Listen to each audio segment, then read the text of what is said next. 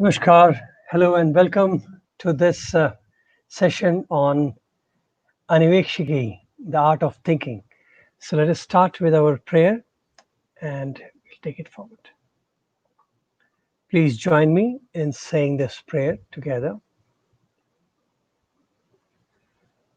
O Lord, take my love and let it flow in fullness of devotion to Thee.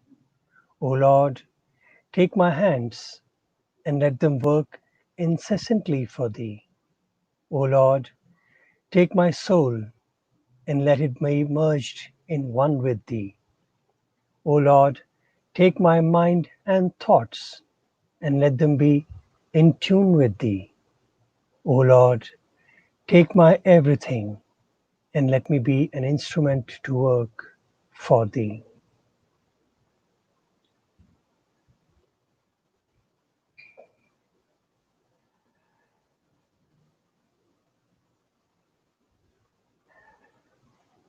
Hello, friends. It's my pleasure to be back again with another interesting topic. And as I have mentioned before, I always look forward to your feedback and your suggestions. And from there, whatever topics are suggested and where I can contribute, I would be happy and to share a little bit on that. So this topic is also one of such suggested topics which uh, which was given to me, and I believe it has a lot of relevance in today's time also. And this is a very interesting concept. And when I went myself, researching on it long back, I had these thoughts, and I thought, why not share this in this beautiful forum?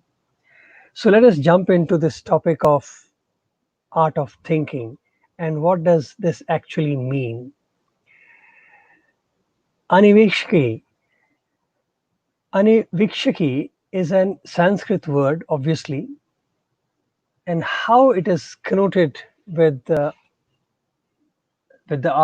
art and science of thinking, that we'll look at it today. Anvikshiki is a word which is a Sanskrit word, obviously, has two. If you break it up, it breaks into two words. And that two words are anu and ikshaki. Let me make it bigger so that people can see it. Yeah. Anu means atom. The smallest particle of anything is called anu, the small. And ikshaki is a person with curiosity, with a logical mind which wants to inquire and research. So anu ikshaki together means a person who is in the process of inquiry. So this turns out to be the art of doing inquiry, the art of thinking becomes anivikshaki. And that is what has been used later on as an art and science of thinking process. Now, this is a very interesting word because it also teaches us about how to think and where does this thinking process originate. So let us look at it a little bit more. Originally speaking, this word anuvikshaki comes from a scriptural phrase which is like this: Anivikshaki Traivarta Dandanitischcha Shashwati Vidya Hedayashchastastru Lokasam Sriti Hetavaha. Now, this Sanskrit verse means, in a very simple way, Anivikshaki, Traivarta. Anivikshaki is art of thinking. Traivarta is the three Vedas. Dandaniti is political science. Shashwati Vidya, this is Varta. Varta is political science. Now, if you look at this, these four branches of knowledge are critical for any governance or any social governance. So, if anybody wants to be a leader or a manager or a king or anything like that, they must have the knowledge of these four branches. And with these four branches, you will be equipped with everything, all the tools which can help you to become the best leader possible. So this is where the concept of Aniveshki comes, it's part of one of the elements. Now, when I look at the whole thing, today we are only going to discuss the first part, the art of thinking, that is Anvikshiki.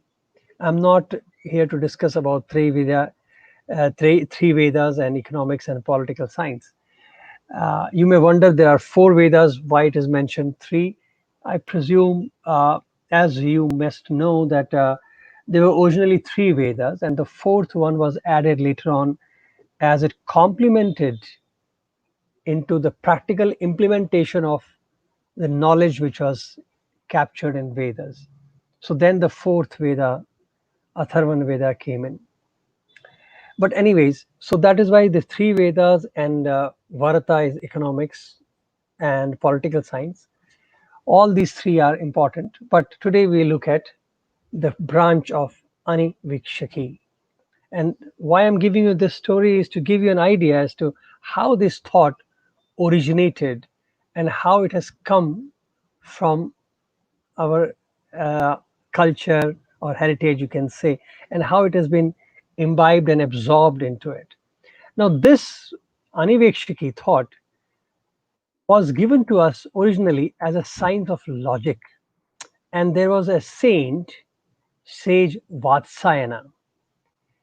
I'm sure you have heard of his name in a different connotation, but sage Vatsyayana also was proponent of law. He gave Arthashastras. He spoke extensively on Arthashastra, and he was an authority on that subject also.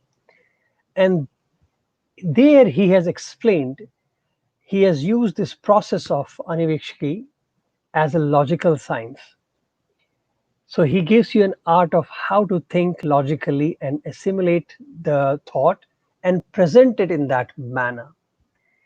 This thought, which sage Vatsyayana promoted, was later on taken by Acharya Chanakya, and he used this method in training his students in the process of thinking.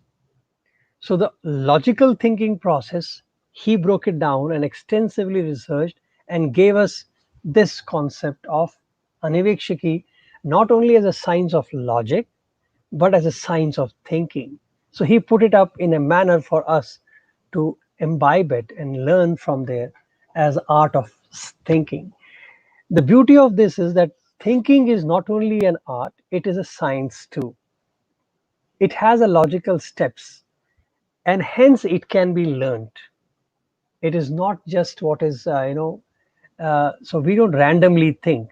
We can strategically think, we can logically think. There is a flow of that. That is what makes this art of thinking, Anivekshaki, as an art as well as a science. So when we talk about thinking, what is this thinking? How does that happen? And how do we understand it? Now, a basic thing which we all need to, uh, you know, at the outset keep in mind is that there is, in a very basic sense, upfront, we should understand we can think like an animal or we can think like a human. Just because we have a human body, it does not mean that we know by default as to how to think like a human. And as I said, thinking is not only an art, it's a science, and that we look at further about how this scientific way of thinking happens. But if you take it this as an example that thinking is an art and a science, then it also gives us that heads up that hey, you can think not necessarily as a human being all the time. And what does that mean? What does it mean to think like an animal? And what does it mean to think like a human?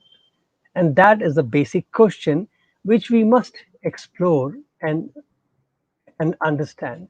So basically, if you look at it, if you think my problem is my problem, like how they explain it is a very simple way. They say that if you start thinking, then this is my problem. In my house, if everything is peaceful, it's fine. And neighbors, I don't care. That his problem is his, my problem is mine. See, this is explained in a simple terms, as animalistic thinking, because they're very instinctively, they will only take care of themselves. Then what is a human definition of thinking? When human definition of thinking is that I will be happy only when my neighbor is happy. So expansion of thought, when the thinking expands from individual and narrow eyedness to the mass, to broadness, then it becomes humanistic. So when I say my problem is mine, his is his, that means I'm coming from an animalistic thinking process. And the moment I say that my happiness is relevant and related to the happiness and thinking of others, and others' happiness is my happiness, then we have started thinking from a humanist perspective. So this is a difference, basic difference between animal thought and a human thought.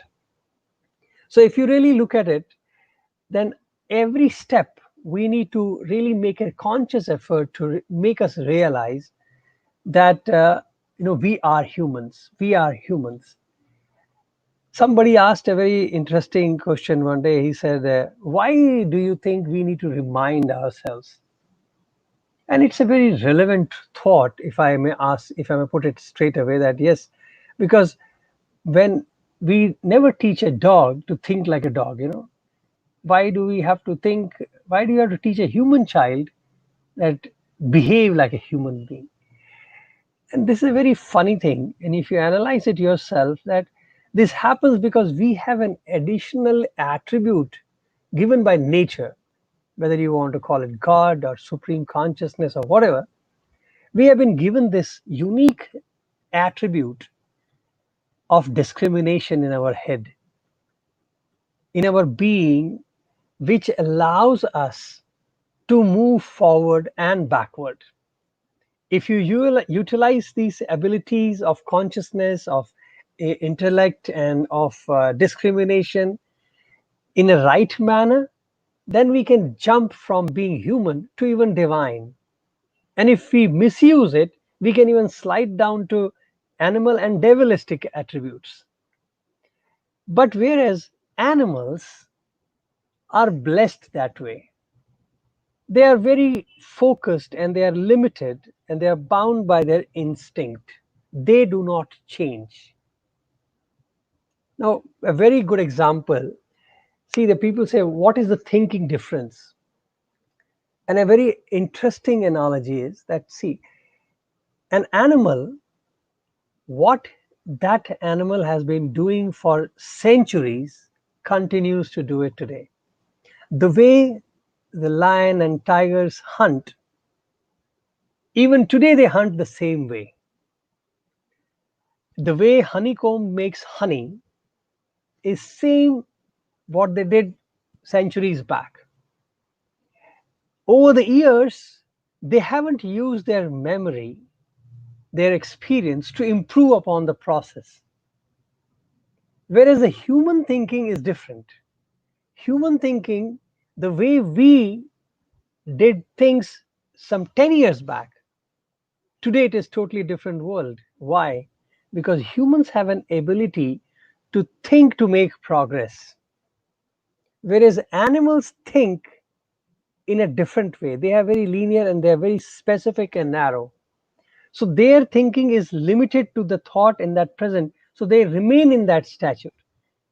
The way they work, they continue to do the same way again and again. See, even if you can incentivize them and say, okay, start honeycomb, I'll give you some additional environment, they would not know anything better to do, how to do it the same way. So only humans have an ability to think and improve upon the thought, whereas the animals do not have that luxury. And that is a very clear differentiation between an animalistic thinking and a human thinking. So if our thoughts do not help us to improve, then we are not utilizing the human ability of thinking. Then we are again trapped into the animalistic zone of thinking process. So we have not learned how to think forward. So as I said to you, that a basic indicator of animal thinking is that my thought is mine, his problem is his. And thought, see, how does a thought arise? If you really look at it, thoughts are basically based on either memories, mostly memories. Either we fantasize and create memories, or we have something in the past that builds us our memory bank, correct? So we go back into the past. Okay, I did that, hence let me improve upon it. I did that and I had this experience, hence I will look forward in the future and do it differently. So we use the thinking always to go back into some, I'm just using a word here, and like a memory draw, you just go back into your memory bank and check, have I experienced this before or not? And if I have experienced, then what was my conclusion and what do I learn from it? And hence, let me improve upon it. So we use the memory always to go back, whereas animals do not do that. Their actions do not change based on their memories. Their instinctive natures remain as it is. So, whatever the changes they experience, they'll continue falling into the same line. So, imagine humans doing that. You see that it is wrong for us, you see that it is not healthy for me, but still we fall prey to that and continue repeating our mistakes. And that is an animalistic instinct. One day I was having this great pleasure and blessing of sitting at the feet of my master, and somehow this discussion happened about controlling negative tendencies. I'm very like I should say not an easy learner that way. So the discussion happened, and somebody asked a very simple question to him, that Bhagwan, how do we get rid of this thought, this negativity, or any tendency, negative tendencies? And in a very simple and spontaneous manner, he said, repeat that you are not animal, you are human. Repeat, you are not animal, I'm not animal, I'm a human being. And I was wondering, like, is it that easy? Just say that and you will be fine. He said, yes, say it and believe in it. It has taken me decades to even, assimilate this thought. But this is a formula. If I use it, I benefit. If I don't use it, I lose it. So it is, I always look at these things as a code, as secret formulas given to us by our masters and by our, you know, sages and seers and gods, that use it and we will be benefited. If I don't use it, I'll be the loser. So very simple, that he gave me the thought how to think. He said, think that I am a human, not an animal. So if I'm reacting to some people, say I'm not animal, I will not react. No, he used to talk, he used to have a joke like that. A crow can never sit still. Crow always has to move his head up, like side by side. You can never find a crow in meditative pose, not possible.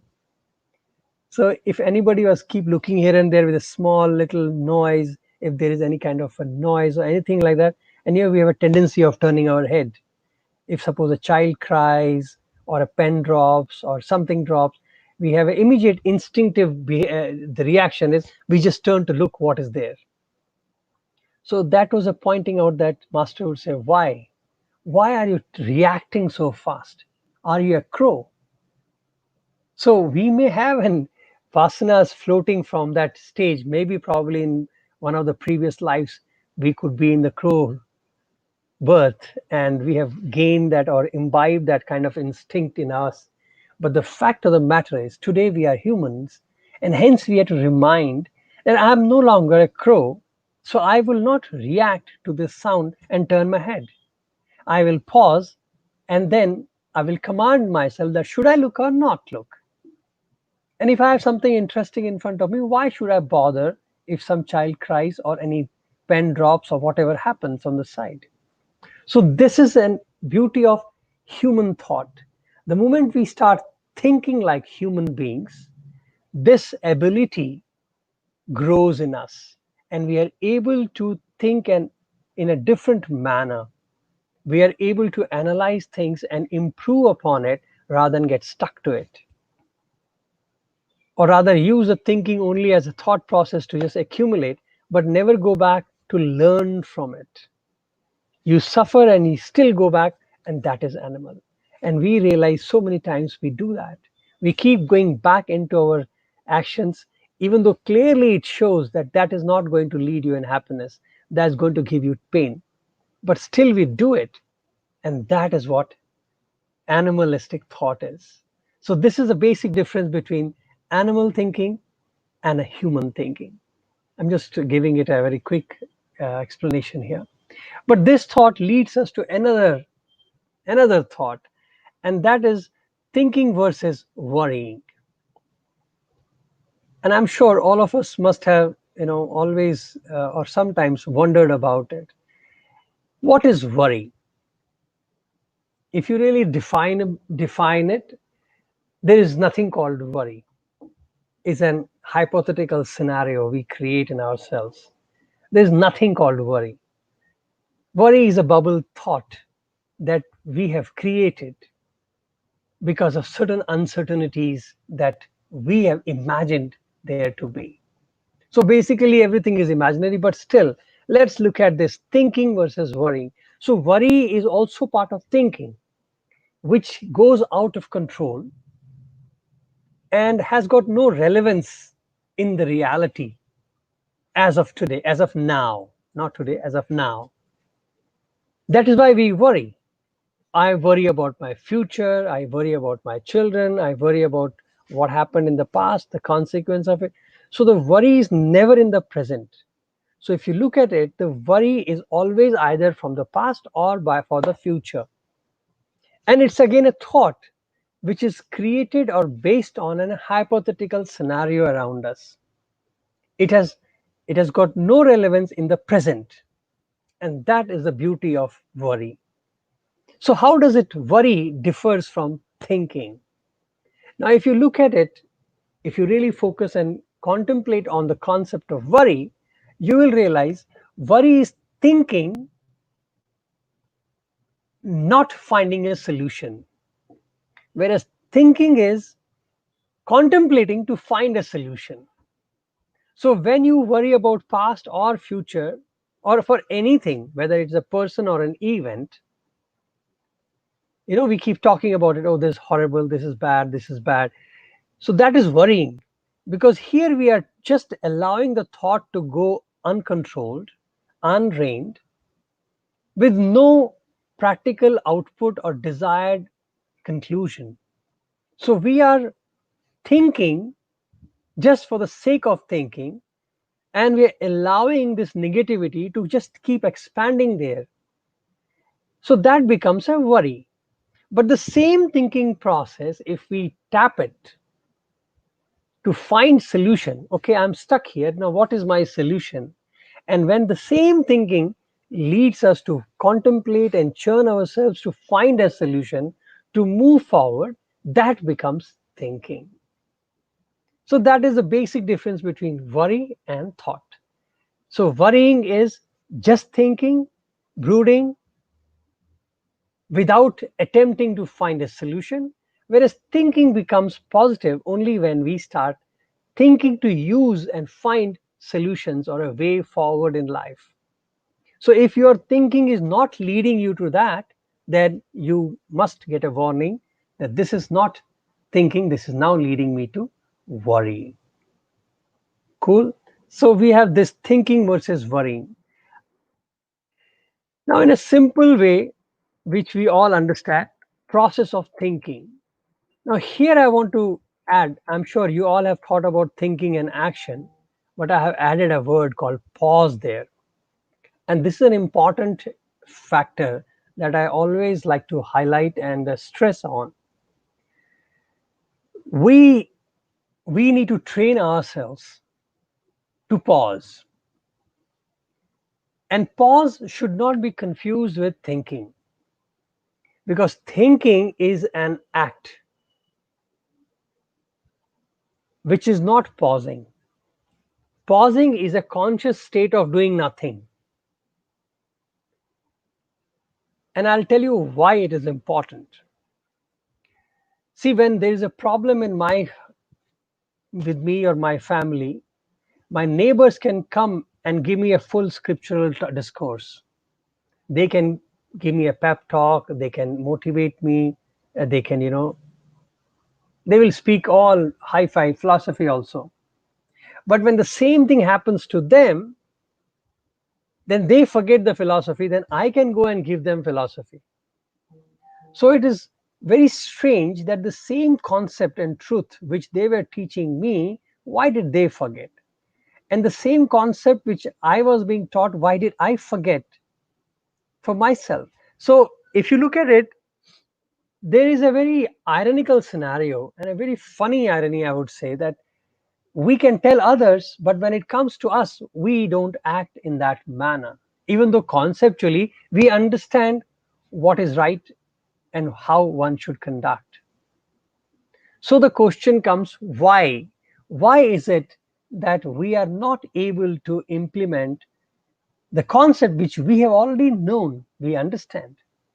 And the reason is our involvement. Because we are so much involved and engrossed in ourselves that we get attached to the scenario. And the moment we get attached to the scenario, we become part of the problem. We cannot find solutions. So when you want to find solution, you have to be a third party. So that is why you are easy to go and consult anybody else, or give recommendation to somebody or preach somebody, because there you are a third party. And as a third party, you are able to see things from a very unbiased and unattached manner. And only in that view, you are in a position to properly analyze and understand the things. But as long as we are attached and entangled into the same process, we will not be able to analyze unbiasedly. We'll always have this issue because we are part of that issue ourselves. And that is the problem. So we cannot see clearly, and especially if it is our siblings or our relations, then our engagement, our involvement is higher. And so under those circumstances, it becomes very difficult for anyone to develop that unbiased outlook. But for a third person, it is very easy to see through and say, I understand this should not have happened, or he should not be doing like that. And it's very easy for a third person because they are not attachment. So this also shows that we are not going to discuss today, but that shows that how our thinking can be impacted by our attachment and by our own perceived notions around us. So for that reason, this pause is a tool.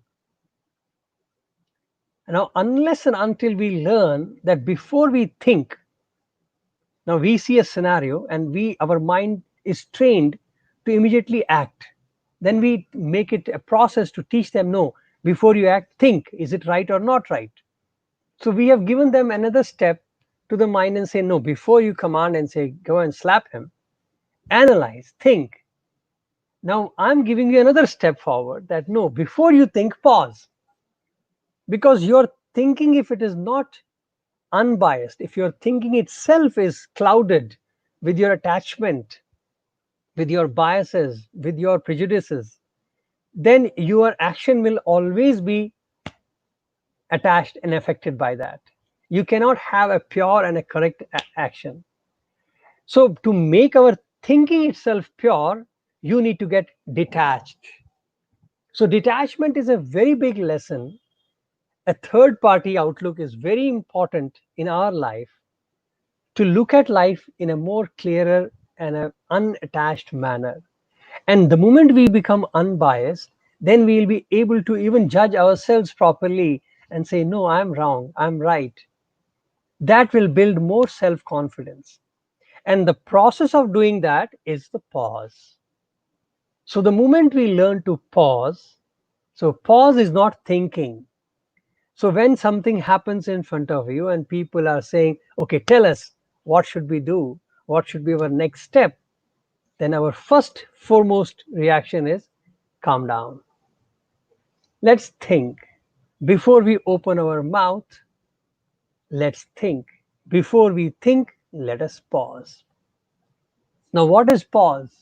Pause is just blankness, is just getting out of the system. And for that pause, obviously, there is again a process, but one such process is silent sitting.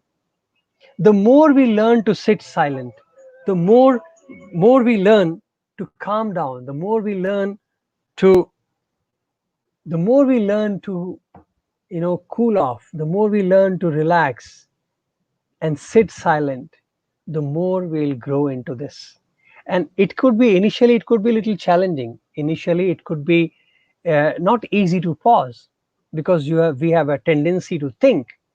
So our pause may be tough, but the more and more we practice it, within, I would say, within few days or a week maximum, you will get an experience of pause. And the moment you get that experience, then it will become faster and faster every day, because it's very important for us to get out of the scenario, to look at the scenario from outside. As long as a as a relation, as an attachment, as an influenced person, I'm looking at scenario, I can never think clearly. I can never think unbiased and objectively. Hence, pause is a key. So that is why I always bring this element of pause in the process of thinking or even doing anything. For action also, we need to think, but before thinking, pause. Sometimes it can be days for pausing. Better wait, because life is not going to change. This is a personal experience, and I'm sure all of you know that what has to happen will happen. By our excitement, by our jumping and running around, we are not going to gain anything.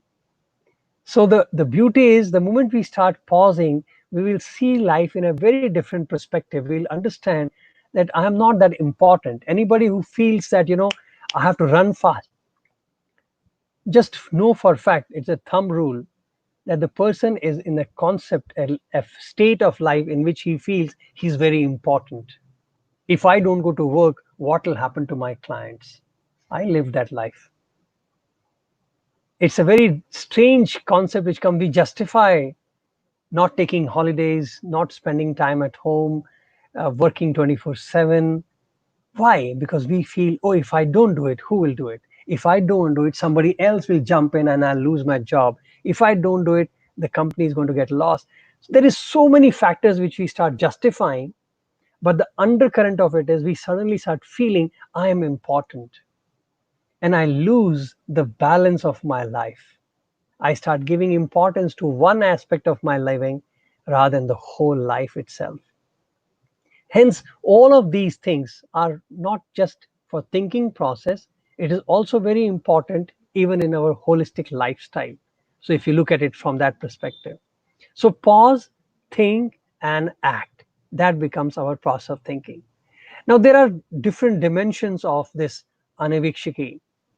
There are five types of thinking, but let me show you one by one. One is a logical thinking process. Okay, so let me make the screen a little bigger for all of you. Yes, so logical thinking is the one.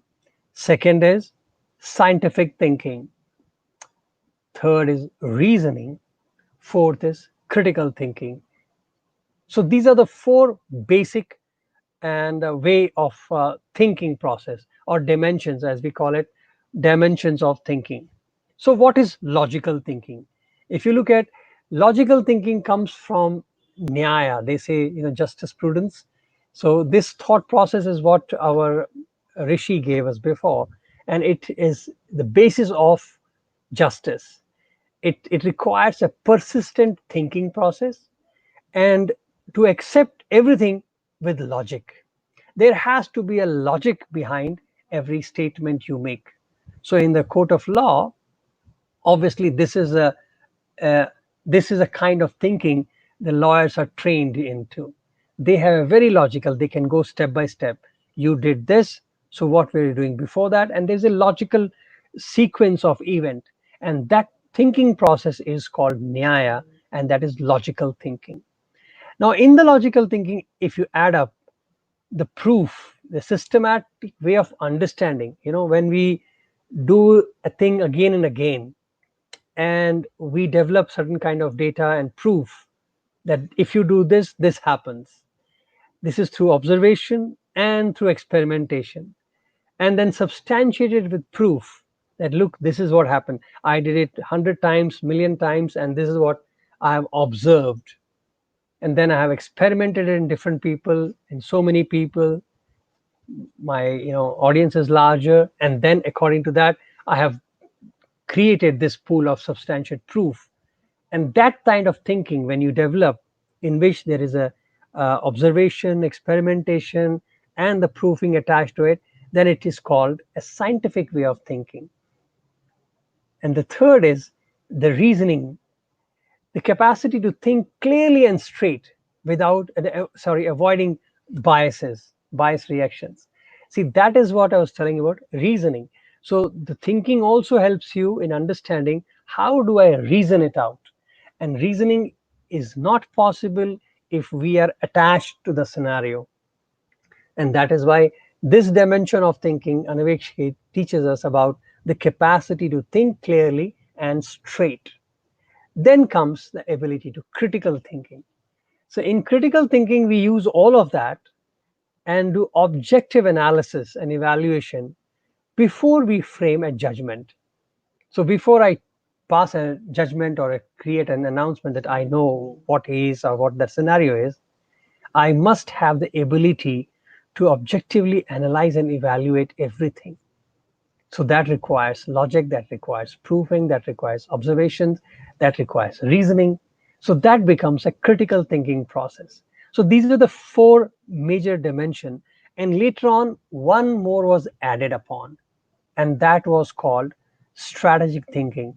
I believe this came little later. I think Chanakya has given this, and it came as a strategy of warfare. This was used in the military. Mostly this type of thinking came up when he was teaching the governance part of it, that this ability to create strategic steps and processes to achieve desired goals. So this is where the military thinking comes, and they have a strategic plan as to what should be done before, after, and what steps. So those kind of thinking in which you have a step by step process, and you go in that strategic manner to achieve a goal. So you have a desired goal and you know how to achieve it, and for that you think in a very strategic steps, and then you create a process. That process, that flow, is called strategic thinking. So I think this is how our Acharya Chanakya, great professor and a thinker, and he was a wonderful personality who has given us this. He's given the actually he's contributed into the whole concept of governance in a big way. Law, governance, what we call Rajniti today in politics. He was a master of that. So this is the five dimension of Anvikshiki, how to think. So logical thinking, scientific thinking, reasoning, and critical thinking. So if you look at it, so this is how the whole gamut of thinking process is derived at. So I wanted to just give a summation, a quick flow of this thought. So I thought I'll use these concepts and at least help. So I open the floor now for any questions, and we'll summarize and then we'll close. So any questions? What is the Gitanti asking? What is the difference between respond versus react to pause? Uh, if I may use this respond versus react. See, in respond, there is an element of pause. In react, the element of pause is missing, if I may just put it in a very simple manner. So when you react, there is no pause, and sometimes there is not even thinking. You're Thinking is actually in the reaction portion. Your thinking is based on your memory bank, your previous experiences. So you are not ready to even analyze that my previous experience can change. See, if that was the case, then Valmiki would never, sorry, the Ratnaka would never become Valmiki. You know, Gautam Buddha would never have become Buddha. He would have remained there. So you have to understand that we all can change from positive to negative, negative to positive. Anything is possible in this life. And so if we have a reactive mode, then we will never learn that this change is possible. Like I was telling you before, in animal thinking and human thinking, that animals, even whatever experience they face, they will never change their behavior. A snake will always hiss. Even if you feed the snake for 100 years, it will never leave its habit of hissing back. Not possible. That's how they are made. But if a human is fed like that, then obviously he gets biased and skews towards the person who is helping him. We have that tendency. And if we don't, we say you're ungrateful, you're worse than animal. We say that. Why do we say that? Because the reaction part is that. So in reactive mode, we are depriving this pause first, and we are not learning from our memory. Our memory is like a is animal's memory now, that you experience but you can't leave your habit. There is no learning curve from there. But in respond, there is an element of pause, there is an element of learning from our memory. So when you respond, you are responding that, okay, this person was like that yesterday, but is it possible that today he has changed? He was, till yesterday, he was talking to me in a very bitter manner. Today, he's very loving. Is it possible that he has genuinely changed? So, this thought can only be analyzed when we start to learn pause. So, only the pause element will give us a clarity about looking at things in a very unbiased manner. So, as long as we can do that, that is the beauty. So, basic difference between respond and react is that. So when you cannot respond, pause is an ability to give you that differentiation between react and respond. In reaction, certainly there is no pause. In respond, there is pause.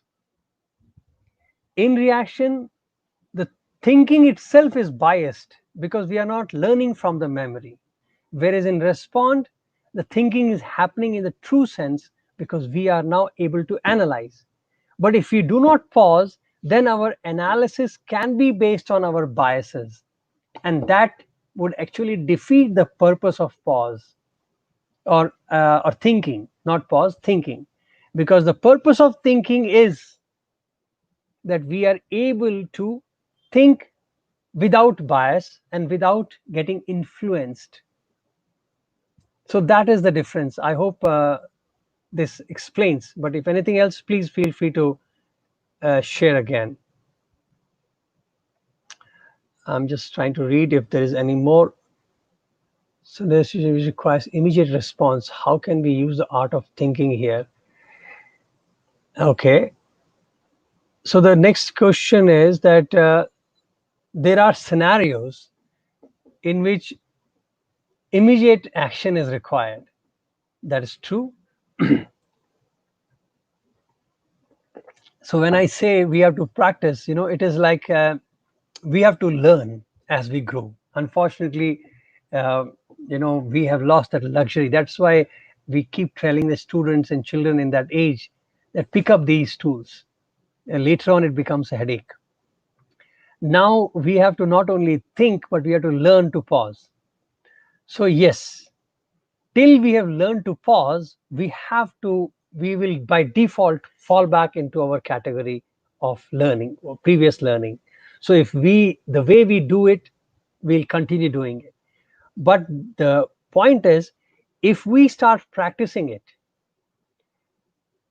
initially I'll tell you there could be a fear also sometimes that, hey, if I don't respond, I may miss it. or I may lose an opportunity or whatever. But if there is a doubt, my experience little says, and my suggestion would be, try it out. It is better to pause than to jump and do something wrong. Because we have to understand one thing, that all these activities we engage in too are are only an reflection of our life. We are not living for those activities. We are living for life. And the activities are for life, and life is not for the activities. So even if I lose something in that activity, and if I gain in for my life, then I would say it's a better bargain. So even if that scenario may be a little tough, but I would still suggest that go for it. Learn to pause. And if you are not able to, then at least post action think, and post action pause and then think. So post action, if you pause and think, that will again build up the ability for us to keep thinking, keep thinking. So one day sooner, we'll be able to pause and think faster. So like I said, initial days, it could take even days sometimes to pause. But as that life goes on, the pause happens naturally, because you are able to see things in a very objective manner. People may even call you like you're a dry person. We will may say that, don't you have feelings? It's not that you don't have feelings, but the fact of the matter is, somehow you are able to see through it. And why you are able to see through it, there is no logical explanation. I can't explain why it happens, but it happens. And it is very funny, it happens in a very strange manner. But the more moment we allow our process, our whole attitude to get influenced by our relations or by our involvement, by our attachment, then the purpose of thinking is defeated again. Then we are biased, and we have to again practice pause. So it is not something that I would say that, you know, is done once and it's done for all. It's a continuous journey till it becomes a part of second nature for us. Sonalika is asking, in thinking processes, our mind working, but can one improve thinking without listening to mind? Mind is working. Oh, I know. I think what she's trying to ask is, in thinking process, our mind is working, but can one improve thinking without listening to the mind? So there's a distraction. Okay, so the this itself shows that, pausing is so important. Why? Because if we have not learned to pause, then the thought conflict is so much that you won't know which thought to follow.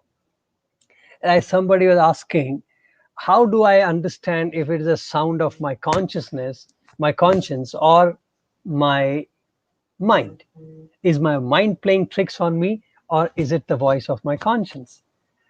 Now, it's a very beautiful question for a person who is really trying to practice. But the fact of the matter is, the moment we allow pause to happen, your sound of consciousness will increase. The ability to listen to yourself will be much higher. And one thing I can say with a little experience and whatever I've learned at the feet of the master, that when conscience speaks, there is no ambiguity. You will be able to understand things in a very crystal clear manner. There will not be any confusion. You can easily see the thoughts and the conscience speaking. But the differentiation of the consciousness can be gathered and captured only when we have learned to calm ourselves. And that calming is the pause. For that pause, we may need to practice silent sitting. For that silent sitting, we may need to meditate. I don't know, this chain goes on. So the fact of the matter is, when we teach our children to sit silent, we are actually giving them a tool for life. It is not just for that moment of, that childhood stage that we want him to shut up and keep quiet, but actually we are giving them a life tool. And once they understand and learn it, is going to be an amazing strength and a power for them in the future.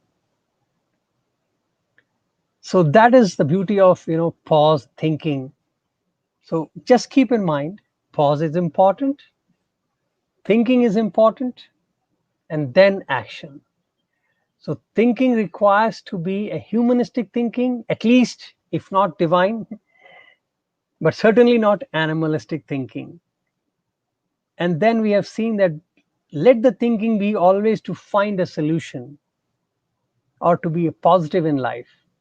If the thinking is happening just as a thought, as brooding over an element, then it will turn into worry.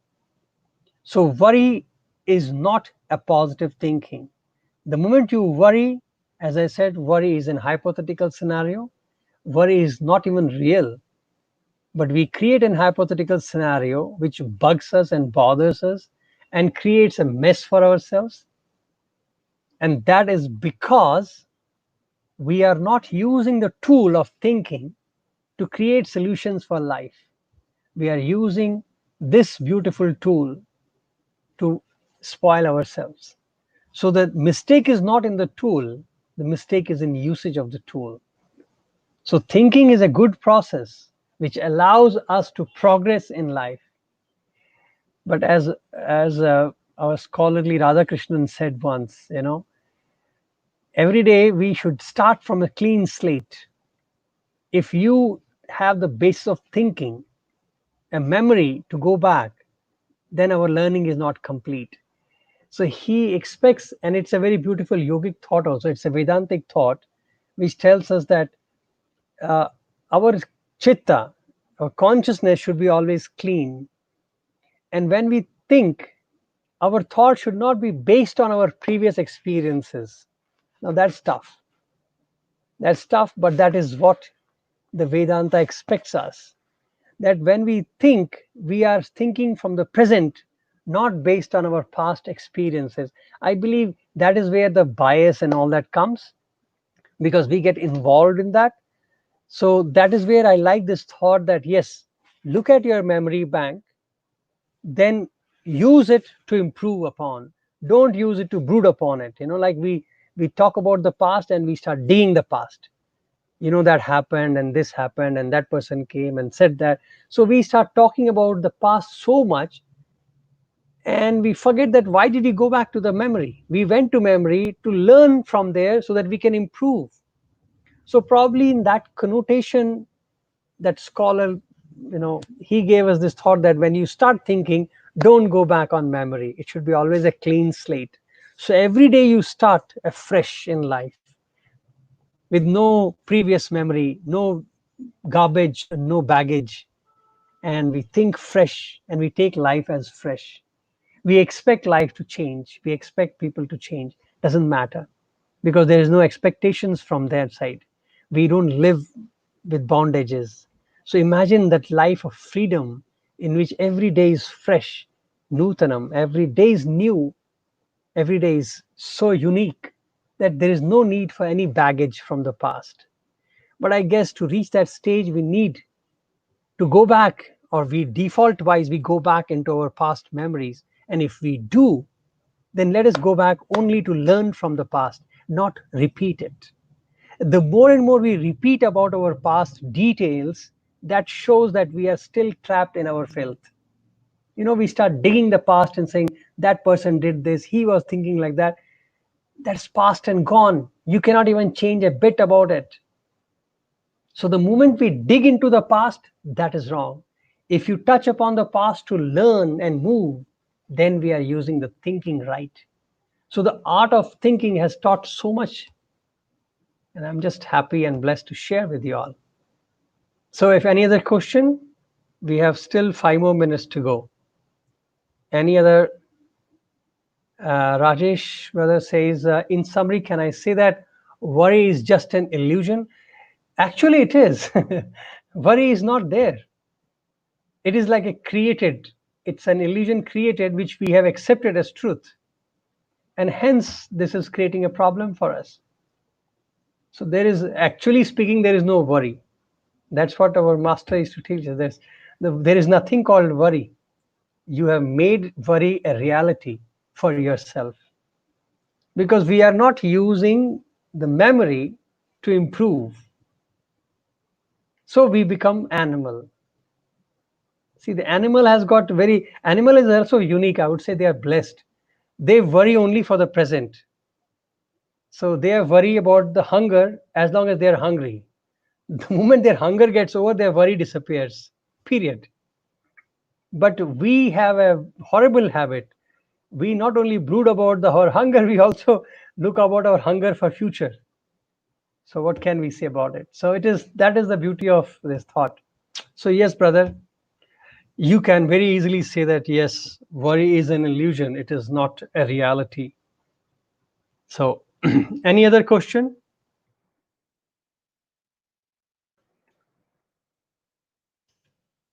Wonderful. Thank you. I appreciate your thoughts. So before I close, I would just request all of you to feel free. These videos are all on the channel.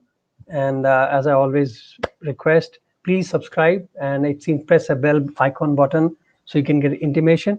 And I look forward for your suggestions for the topics next. I wanted to have an open session with few of the guests. So if any one of you are interested in any topic, I would like to create a topic for parents, for youths, and if any interested people would like to bring in their suggestions and thoughts, then we can have our panel discussion here. That would be interesting to bring some guests over so we all can discuss together certain topics. And there's one more suggestion from people to have man management as a sessions, which our master has given us. So I would be happy to do that too. So I would look forward from your suggestions, and so whatever comes, and then accordingly we'll fix up for the next week. So uh, thank you once again, everyone, for joining in, and hope you enjoyed this session. And if there's any question, any thoughts for improvement, you are more than welcome to share. Thank you very much. Namaste.